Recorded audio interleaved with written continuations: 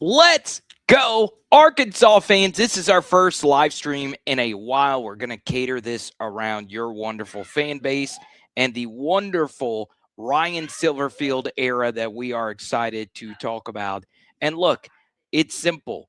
I am of the belief that I'm going to give Ryan Silverfield a chance in this first year, even though I was not a big fan of the hire. So, Coach Silverfield, I'm looking at you right now. Feel free to prove me wrong. KJ Jackson, is this the worst SEC quarterback room going into next year? There are many out there that actually do believe that to be true, but the simple truth is this about Arkansas football going into next year. None of you, especially with the 9-game SEC schedule, none of you have any different type of expectation for this team next year. You take a look at the schedule matrix, obviously road game at Utah, not the absolute best, and then it leads right into a home game at Georgia, and then you're at Texas A&M after Tulsa, a game that's not a for sure victory. Um, Look, this could get very brutal, the 9-game SEC for Arkansas moving forward. So, as an SEC channel, we're going to talk about all the different teams. We're going to go through just some early thoughts on the 9-game conference schedule. And at the same time, I want to poll you guys, what different types of SEC content do you want to see going into next year?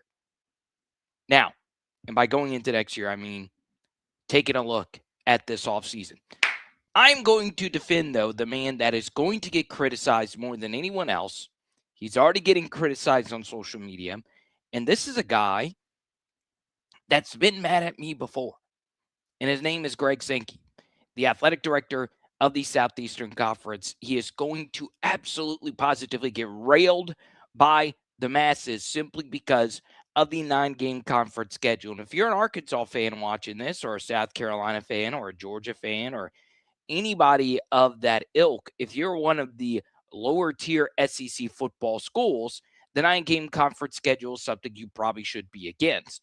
But if you're just a neutral college football fan, take away your allegiances of whichever fan base you're from watching the stream, you should be excited about the 9-game SEC schedule because guess what? You're actually going to have a conference. You're actually going to have teams that play each other once every 2 seasons. And more importantly, you're going to be able to keep your 3 traditional rivals or your new rivals, but more importantly, your permanent rival that you do indeed play every year. And of course, if you're an Arkansas fan, you get LSU. And if you're an LSU fan, you probably don't care about Arkansas. I do as an LSU fan. But whatever the case may be, you still get Tennessee and Alabama. You still get obviously Alabama and Auburn and so on and so on. So you get those primary rivals and you mostly keep those good secondary rivals with the new schedule being the way that it is. I will also defend Greg Sankey because he is at a pretty big crossroads here when it comes to just simple math. You look historically, you look at the college football playoff rankings, more often than not, the teams that are in that 13 to 16 range. Why is 13 to 16 so important? Well, those are the 3 ranges or the 3 slots or the 4 slots, if you will, that would get into the college football playoff if we had a 16-team college football playoff. So, Greg Sankey turned the SEC into a 9-game conference schedule while adding 9 extra losses on the docket every year for the SEC, while at the same time not expanding the playoff. So you're at a math disadvantage, especially considering there are so many SEC teams that are oftentimes outside that first range of 12 schools, right? So last year, of course, that was Texas and Vanderbilt in a 16-team playoff. They're getting in pretty comfortably. And then you take a look at the year before, that's when you get into Ole Miss. That's when you get into South Carolina, and most notably Alabama is getting into a 16-team college football playoff. So the SEC is normally in that 9-3 and at times 10-2 teams that barely do miss out. Guess what? They're going to be missing out again. But to Greg Sankey, if you have one fan on this topic, it is me. It is me. And I'm not a talking head that is on the SEC payroll. This is actually somebody independent that doesn't drink your bathwater at every turn, someone that has criticized you.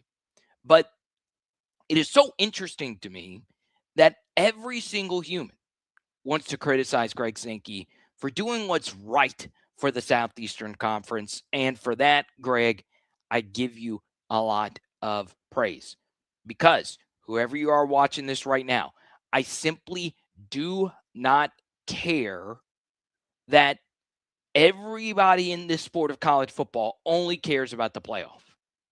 That's all they care about. They care about the Big Ten and how much easier it is for the Big Ten. They care about the Big 12 and how much softer that conference is. In the middle of the ACC and below isn't that great. And we're so focused in on Notre Dame. And I've called out Notre Dame's hypocrisy plenty of times of not actually being in a conference. Whatever the case may be, if you are a college football fan watching this right now, you are going to get a better product with a 9-game conference schedule because you're going to get more marquee games. You're going to get an actual conference where you're actually playing all the schools in your conference compared to basically everything else, which, everything else in the SEC has been the opposite of that. You had Georgia and Texas A&M go 12 years without playing each other. You had every 6 years you play a team from the opposing conference. It's crazy to me that people don't understand how beneficial the 9-game conference schedule is going to be. So this is right now the deadest period of college football. We're after the transfer portal window, and then we're not quite at spring practice just yet. But I do want to go through just a few different things regarding the Arkansas Razorback roster and the transfer portal, and most notably quarterback, because I've not really had the time to dive too deep into all of these transfer portal commitments. But obviously, the most fascinating player that we're going to talk about is one that's not even on this list, which is KJ Jackson. So you see a lot of these high school kids. Ja'Cory Smith had a friend that basically called all his games this past year. But the guy that I want to talk about is AJ Hill. All right. So this is a 3-star transfer, but a 4-star college prospect who, look, we can get into if he's actually better than KJ or not. We'll pull up the 247 rankings so you can have a more complete picture of how he's viewed. And as you can see, AJ Hill was a 4-star prospect coming out of high school. What made him very fascinating was AJ Hill was the highest group of 4 commitment at quarterback in a very long time. I think it was since 2019 or 2020. It was something like that. And that lets you know that this kid really loved Ryan Silverfield. And Ryan took him in, and he is a 4-star quarterback who isn't really mobile, but has a pretty good arm and honestly can throw it all over the joint. And look, we've already done a film study on AJ Hill. He only had extended action in one game this past year versus UAB, where Lewis, their starter at quarterback, got hurt. And you can draw your own conclusions from that film study we did earlier in the year. It wasn't bad. AJ Hill in relief effort, in particular for a true freshman in a tough spot on the road, where I think the rivalry trophy is actually a rack of ribs. It's literally a bronze rack of ribs, which makes sense. Birmingham and Memphis, of course, are both really good barbecue cities. But you can see here that AJ Hill is a pretty highly ranked prospect going into year 2. And then, of course, they brought in the non-P4 quarterback as well. And I'm very interested what's going to happen there. All right, so you're bringing in, a group of 5 or not even a group of 5, a below group of 5 quarterback. Everybody's looking for their next Trinidad Chambliss. We saw LSU do the same thing, bringing in a Landon Clark, who's QB of coach I interviewed on my LSU channel. So, for me, I do think KJ's going to get the first team reps, but I also do see why many have Arkansas as the worst quarterback room going in to the SEC next year. All right, so you have Ryan Silverfield, who's not really known as an X's and O's genius. You'll have Ron Roberts as well. So you guys let me know how you feel about this Arkansas coaching staff. I will tell you this. There are many that feel that this staff is just not it. And that a lot of you still wanted Bobby Petrino. I don't know about that. I just don't know. But I am really excited for Arkansas football. I'm serious. Okay. But I'm telling you, there are quite a few people that are like, really? Ron Roberts, who's been jumping around at an older age. If you're younger and you're jumping around, that makes a little bit more sense. But Ron Roberts, very interesting. Full staff does not have a single coach who coached in Arkansas or went to Arkansas. Very interesting. But I'm super excited about next year. Super excited about Arkansas football. I'm so interested because everybody was out on the hire, including myself. I wasn't a big Ryan Silverfield guy. I'd be the first to tell you that. So I wanted to touch on just a few things. Just a quick live stream. I was actually supposed to call a college basketball game tonight, and it got canceled. But I just wanted to check in. Should have, promoted this a little bit better. But in particular, you Arkansas fans, let me know what you want me to discuss this offseason. Okay. Now, we get into just the overall SEC. Obviously, the team with the most hype going into next year will be LSU with Lane Kiffin and all the transfers that they have brought in. And for good reason. I mean, they brought in the best offensive tackle transfer, the best defensive end transfer, the best quarterback transfer.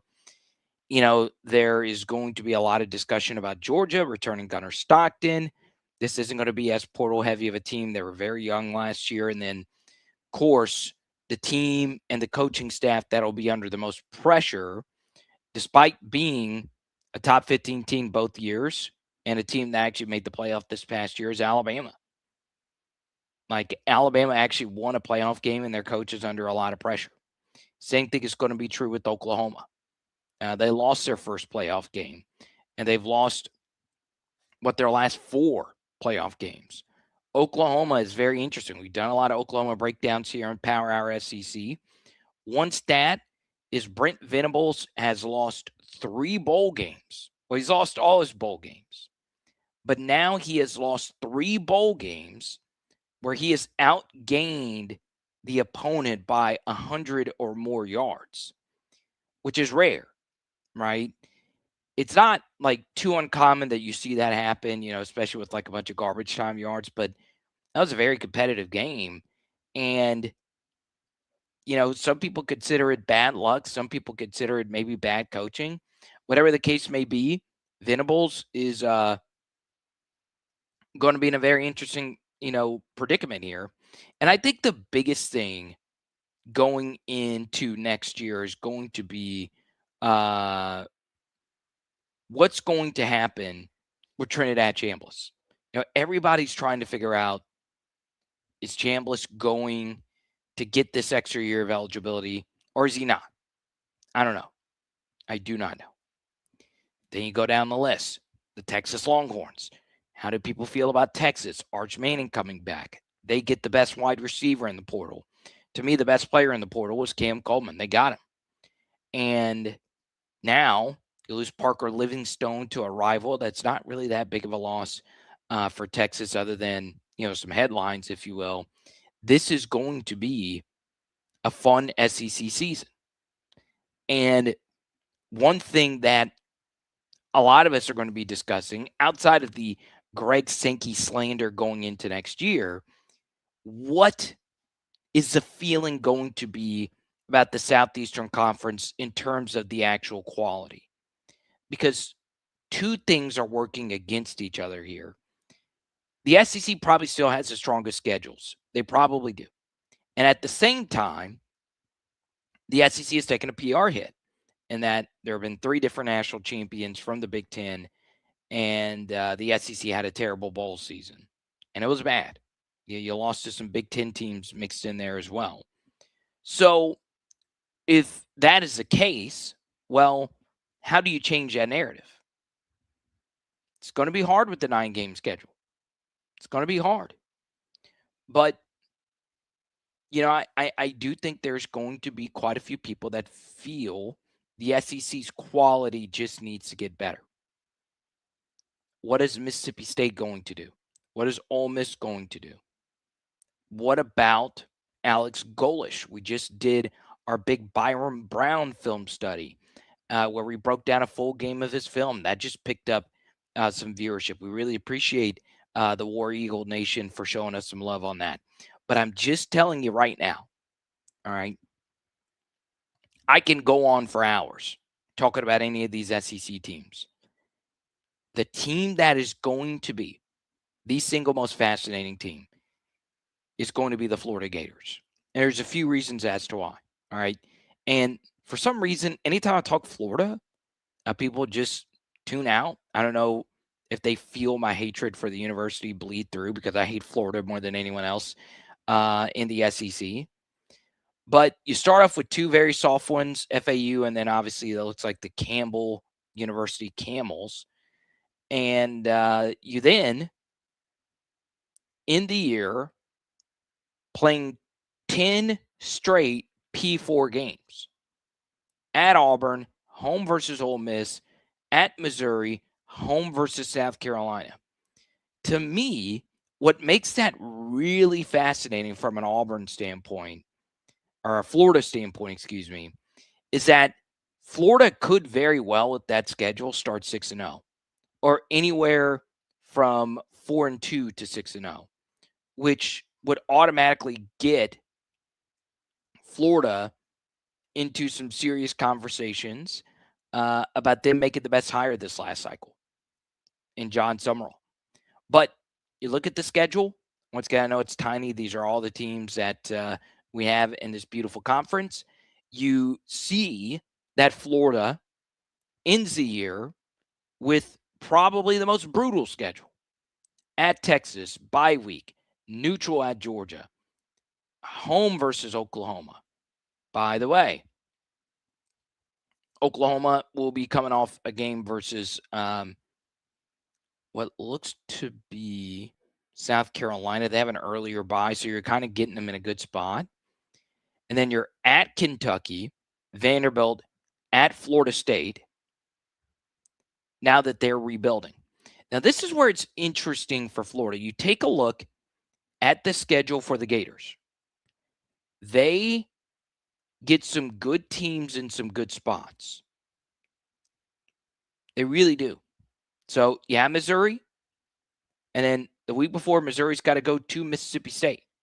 So you're getting a lot of these teams coming off bye weeks, or excuse me, not bye weeks, road games and tough opponents. Florida plays South Carolina.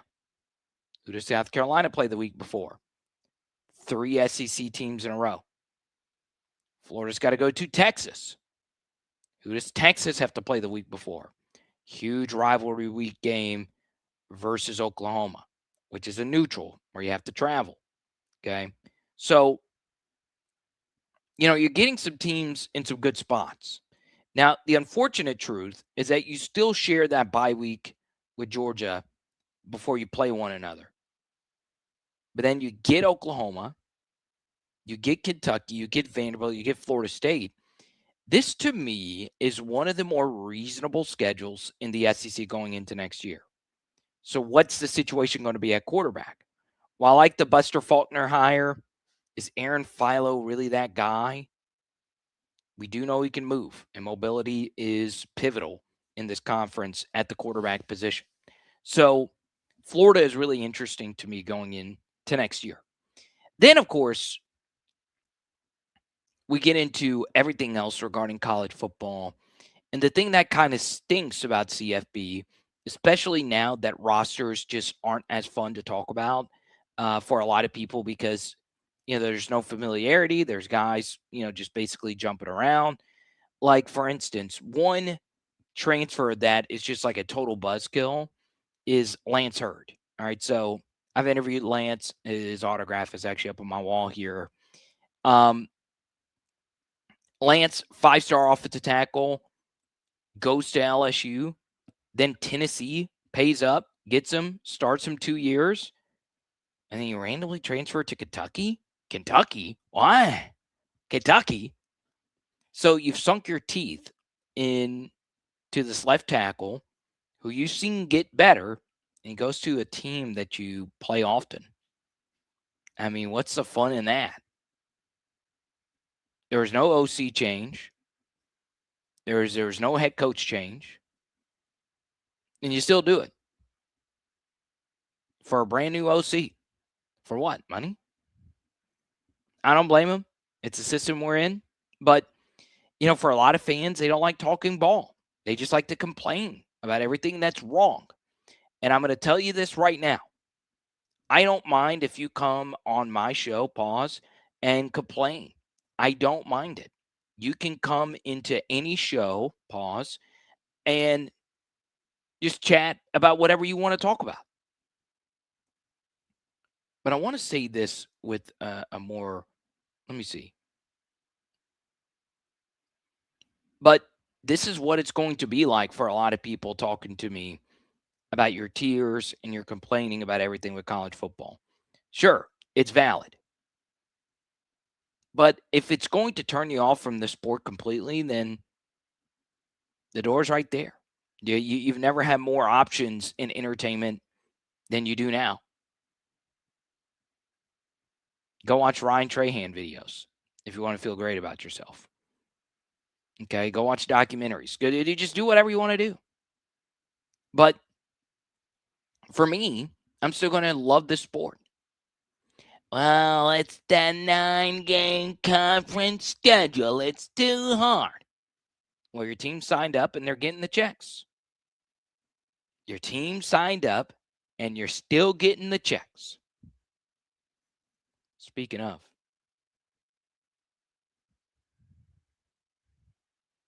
I'm going to get my Arkansas love right here. Shout out to Sequoia Dental, Northwest Arkansas. But here's the thing about the 9-game conference schedule that nobody wants to tell you. Is that, yes, it's hard. Things in life are hard. But the truth remains the same.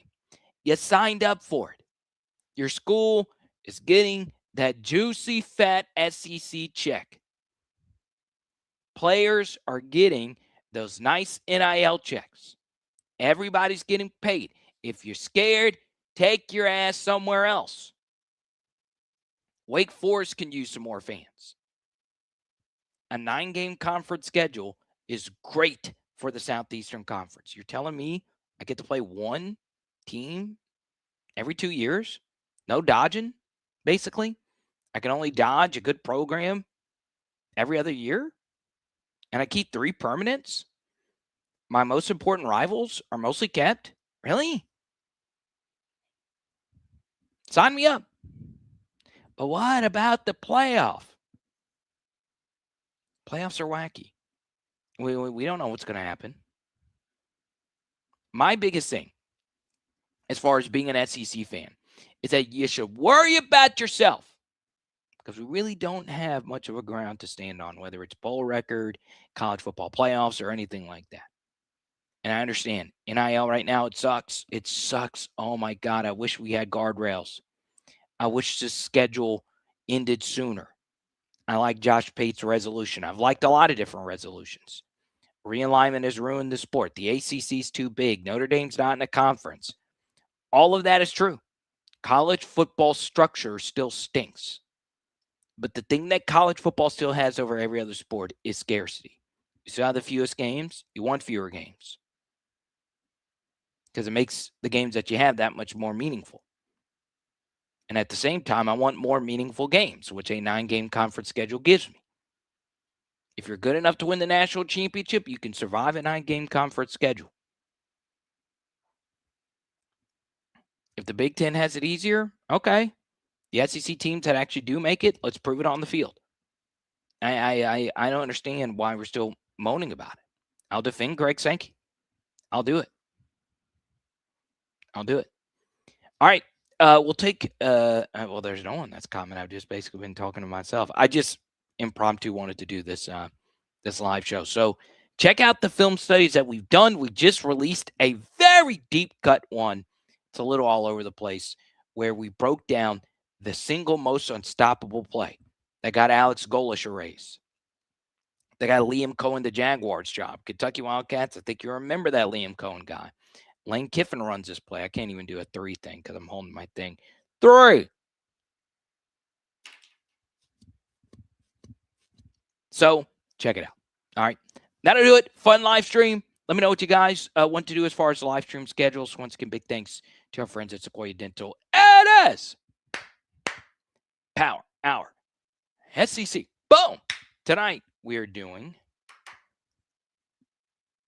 chicken. Let's go.